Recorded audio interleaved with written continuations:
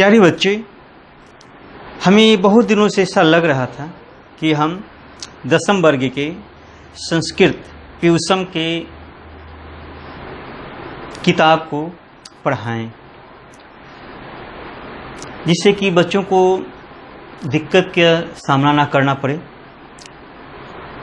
आज हम सोच रहे हैं कि आज से पढ़ाना प्रारंभ करते हैं। तो सबसे पहले हम पाठ करते हैं मंगलम, जो प्रार्थना है। मंगलम पाठ प्रारंभ करते हैं। तो प्यारे बच्चे, आप जहाँ के भी रहें पूरे भारतवर्ष में, कहीं भी कोई काम शुभ करते हैं तो हम भगवान से प्रार्थना करते हैं कि मेरा काम निर्विघ्न समाप्त हो सके। आप शादी विवाह में अब देखे होंगे, जब भी कोई व्यक्ति कहीं जाते हैं तो पहले भगवान की पूजा कर लेते हैं। हद तो ये होती है कि जब आप परीक्षा देने जाते हैं, मैट्रिक का या इंटर का या कोई और भी, तो भी आप भगवान को याद करके जाते हैं। उससे भी बात आगे बढ़ता है तो देखते हैं कि आप ट्यूशन जाते हैं या विद्यालय जाते हैं तो रास्ते में मंदिर मिलते हैं, तो आप साइकिल पे हैं, जल्दी है, आपके पास समय नहीं है, फिर भी आप साइकिल से ही सही बैठे बैठे चलाते हुए आप सर को नवा करके भगवान को प्रणाम करते हैं। यानी आपका भाव ये होता है कि हे ईश्वर, मैं जा रहा हूँ, ट्यूशन जा रहा हूँ, मैं विद्यालय जा रहा हूँ, मेरे पास समय नहीं है, लेकिन फिर भी मेरा प्रणाम आप स्वीकार करें। मैं जिस उद्देश्य से जा रहा हूँ वो कार्य संपन्न हो। गांव में नाटक अगर होता होगा तो देखते होंगे, नाटक के प्रारंभ में भी प्रार्थना होती है, या कोई कार्यक्रम हो रहा है ना, ऑर्केस्ट्रा तक होता है, तब भी वहाँ देखिए कि पहला गाना, एक दो गाना भजन होता है, प्रार्थना होता है, ईश्वर की स्तुति होती है। जब सब जगह स्तुति होती है तब तो हम किताब का प्रारंभ ही कर रहे हैं। और कहा गया है जहाँ संस्कृत है वहाँ संस्कृति है ना। तो जब ये किताब का, पुस्तक का हम प्रारंभ कर रहे हैं तो ये निश्चित है कि हम भगवान से कामना करेंगे कि हे ईश्वर, हम पढ़ने का कार्य प्रारंभ कर रहे हैं, हमारे पढ़ाई का कार्य निर्विघ्न समाप्त हो, ऐसी हमें शक्ति दें। और भक्तगण क्या कामना कर सकते हैं, इन श्लोकों में दिया गया है। ये मंगलम जो पाठ है, इसमें 5 मंत्र हैं और 5 उपनिषदों से लिया गया है ना। ये वैदिक वाङ्मय है, तो हम लोग उसका अध्ययन करेंगे। हाँ, एक बात और कि जब भी हम संस्कृत के मंत्रों को पढ़ते हैं तो ओम लगा के पढ़ते हैं। हाँ, तो क्या हम 5 मंत्रों में से देखते हैं कितने पढ़ पाते हैं, लेकिन हम कोशिश करते हैं कि मंत्र का पाठ ओम लगा करके करें। और इसको देखते हैं, जहाँ तक हो सकता है इसको हम बढ़िया से आपकी भाषा में समझाने की कोशिश कर रहे हैं। तो आइए बच्चे, आप भी हमारे साथ पढ़िए। पहला श्लोक ईशावास्योपनिषद से लिया गया है। देखिए, ओम हिरण्मयेन पात्रेण सतस्य पीहितं मुखं तत्त्वं पूषन् अपावेणु सत्यधर्माय दृष्टये। इसमें भक्त अपने ईश्वर से प्रार्थना कर रहे हैं कि हे ईश्वर, सभी जगह सर्वत्र भ्रष्टाचार का, झूठ का, अनाचार का बोलबाला है। जो व्यक्ति भी सत्य बोलना चाहता है, सच्चाई का साथ देना चाहता है, भ्रष्टाचारी लोग, झूठे लोग उसके मुंह पर सोने के बर्तन लगा देते हैं। सोने का बर्तन का मतलब हुआ, जिस समय वेद मंत्रों की रचना हो रही थी, उपनिषदों की रचना हो रही थी, उस समय कागज के नोट नहीं चलते थे, उसमें सोने के सिक्के चलते थे।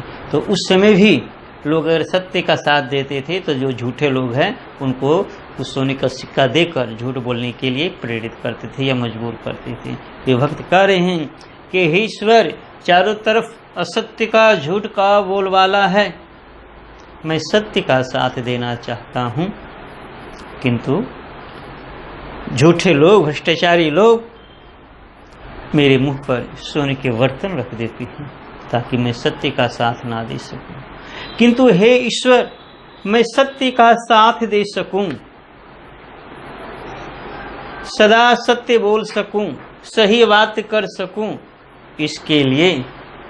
इसके लिए हमें शक्ति दें कि जब वे मेरे मुंह पे सोने के बर्तन रखें तो मैं उसे हटा सकूं, यानी मैं झूठ का साथ नहीं दूं, मैं सत्य का साथ दूं, ऐसी हमें शक्ति दीजिए।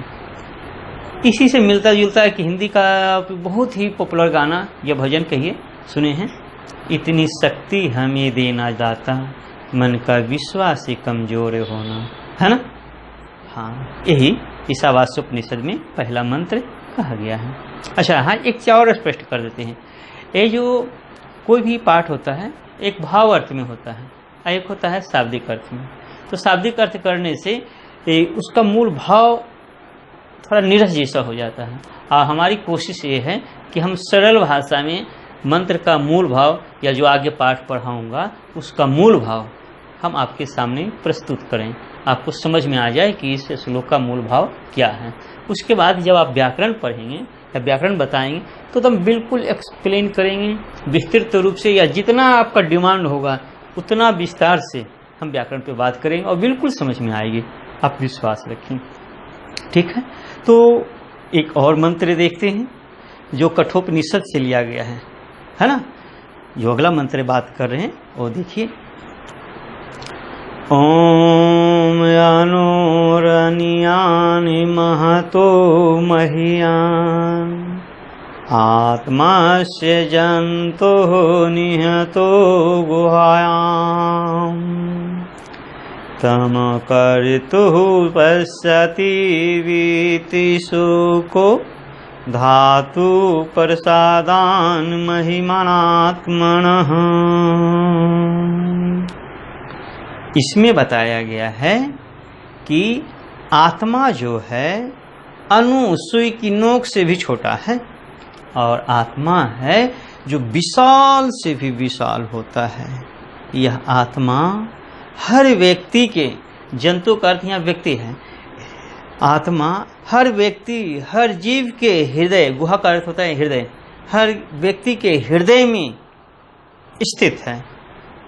और जो व्यक्ति आत्मा की इस बात को समझ लेता है कि आत्मा सबके हृदय में, मेरे भी हृदय में है, उसके भी हृदय में है, सबके हृदय में है, तो वह कोई गलत कार्य नहीं करता और वो सही ढंग से रहता है, सही कार्य करता है। जैसे जी हम चाहते हैं कि लड़का लोग मेरा बहुत आदर करें, बच्चे लोग मेरा बहुत आदर करें। जैसे ही मैं वर्ग में जाऊं, लड़का दम खड़ा हो जाए, लड़का दम बिल्कुल हल्ला ना करे, शांति से मेरा पाठ सुने, जो भी होमवर्क दें, गृह कार्य दें, उसको सही से बना लें। हाँ, जिसको बुलाएं वो कायदा से आए, कायदा से जाए, घर में भी जाकर अपने माता पिता के कहना को माने, सही से पढ़ें। हमारी इच्छा होती है, एक टीचर की, एक शिक्षक की इच्छा होती है। किंतु लड़का भी तो चाहता होगा, छात्र भी तो चाहते होंगे कि जब सर आए तो हंसते मुस्कुराते हुए आए। अगर हमसे कुछ गलती हो जाए तभी वे नहीं डांटें। अगर वे गृह कार्य दिए हैं हमसे नहीं बन सका तो वे कारण जाने कि क्यों नहीं बन सका, कहीं कोई बात तो नहीं है ना। और अगर हमसे नहीं बन सका तो हमें डांटे नहीं, प्यार से बताएं कि बाबू इस कारण नहीं बन सका, अच्छा ठीक है कोई बात नहीं, अगले बार बनाइएगा, है ना। तो हम टीचर को आदर करते हैं, लड़का तो बनाने के लिए तैयार हो जाएगा। तो अगर लड़का शिक्षक के मन की बात को समझा, उसके अनुसार करें, और अगर शिक्षक लड़का के मन के अनुसार करें तो कहीं विवाद का विषय ही नहीं हो जाएगा। सब चीज बिल्कुल परफेक्ट ढंग से, बिल्कुल सही ढंग से निष्पन्न होगा। इस श्लोक का मूल भाव यही है कि आत्मा छोटा से छोटा है, आत्मा बड़ा से बड़ा है, आत्मा सबके हृदय में स्थित है। हम जैसा अपने लिए चाहते हैं वैसा वो भी अपने लिए चाहते हैं। जो इस बात को समझता है उनको किसी बात का दुख नहीं होता है, वे अपने कार्य को सही ढंग से निष्पन्न करते हैं। ठीक है बच्चे, हमने 2 श्लोक 2 मंत्र आपको बताए और पहली बार कोशिश कर रहे हैं। और चूंकि मुझे आता भी नहीं रिकॉर्डिंग करने, हम अपने स्टूडेंट से, अपने प्यारे प्यारे बच्चे से किसी तरह कहते हैं कि बाबू बनाओ, और बहुत सारे बच्चों का डिमांड है। तो आप इसको सब्सक्राइब करें, शेयर करें, ताकि जो बच्चा बना रहा है, रिकॉर्डिंग कर रहा है, उसका मनोबल बढ़े, है ना। तो प्यारे बच्चे, अगर सही लगा तो आप सब्सक्राइब करें, और कुछ ही देर में, आज या कल के में हम मंगलम का दूसरा पार्ट भेज रहे हैं। ठीक है, धन्यवाद।